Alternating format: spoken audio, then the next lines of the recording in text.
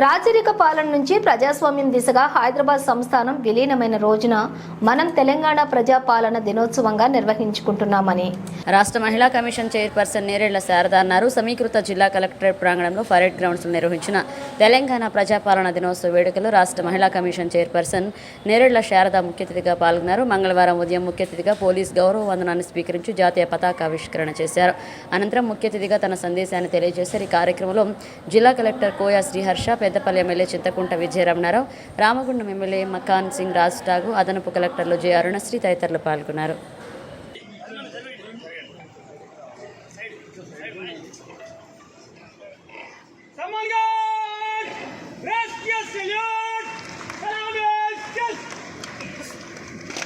రాష్ట్రీయ వందనాన్ని స్వీకరించడం జరిగింది.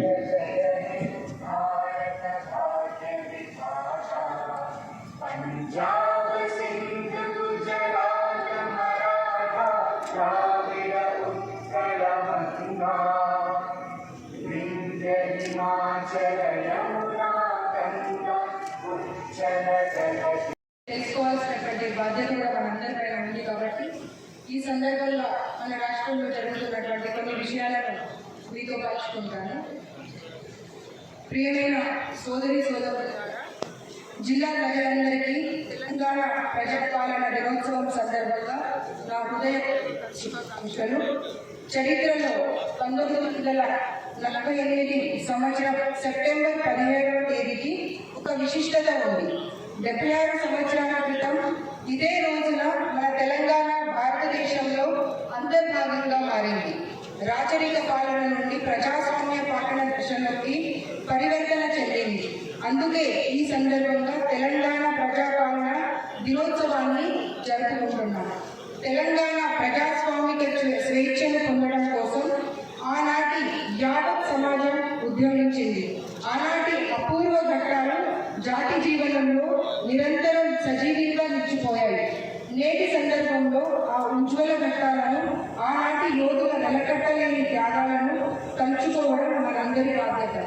ఆదివాసీ యోధుడు కొమరం భీం తన అమరత్వంతో చరిత్రను వెలిగించిన దొడ్డి కొమరయ్యలతో పాటు నాటి పోరాటానికి నాయకత్వం వహించిన మహనీయులు రావి నారాయణ రెడ్డి, స్వామి రామానంద తీర్థ, భీమరెడ్డి నరసింహారెడ్డి, వీరవనిత ఆకలి ఐలమ్మ, ప్రజా ఉద్యమానికి సేనాధిపతిగా నిలిచిన ఆరుట్ల రామచంద్రారెడ్డి, ఆరుట్ల కమలాదేవి, బొమ్మగాని ధర్మభిక్షం గౌడ్, దేవులపల్లి వెంకటేశ్వరరావు, భక్తం ఎల్లారెడ్డి, అలాంటి వాళ్ళు ప్రజానేతల త్యాగాలను సగర్వంగా స్మరించుకుందాం.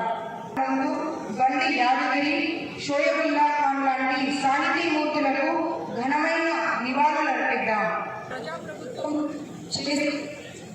ఏర్పాటు చేసి ప్రజలకు ఇచ్చిన ప్రతి హామీని నెరవేర్చే దిశగా పనిచేస్తున్నామని తెలుపుతున్నాను. ప్రజాప్రభుత్వం ద్వారా పెద్దపల్లి జిల్లాలో అమలు చేస్తున్న సంక్షేమ అభివృద్ధి కార్యక్రమాలకు క్లుప్తంగా మీ ముందుంచుతున్నాను. రైతు సంక్షేమమే ప్రథమ లక్ష్యంగా మన ప్రభుత్వం పనిచేస్తుంది. అసాధ్యంగా ఉన్న ఏకకాలంలో 2 లక్షల రూపాయల రుణమాఫీ అంశాన్ని ప్రస్తుత ప్రజాప్రభుత్వం సుసాధ్యం చేసింది. అర్హులైన ప్రతి పేద కుటుంబానికి అభయహస్తం గ్యారంటీ పథకాలను అందించే దిశగా జిల్లాలోని ఎంపీడీఓ కార్యాలయాలు, సమీకృత జిల్లా కలెక్టరేట్లో ప్రజాపాలన సేవ కేంద్రాలను ఏర్పాటు చేశారు. మహిళలకు అధిక ప్రాధాన్యత కల్పిస్తూ వారికి ఇచ్చిన హామీల అమలుకు ప్రభుత్వం ప్రాధాన్యత కల్పించింది. ప్రజాప్రభుత్వం ఏర్పడిన 2 రోజుల వ్యవధిలోనే మహాలక్ష్మి పథకం కింద మహిళలకు ఆర్టీసీ బస్సులలో ఉచితంగా బస్సు ప్రయాణం సౌకర్యం కల్పించారు. నిరంతరం పెరుగుతున్న గ్యాస్ సిలిండర్ ధరలతో గతంలో మహిళలు తలకుమించిన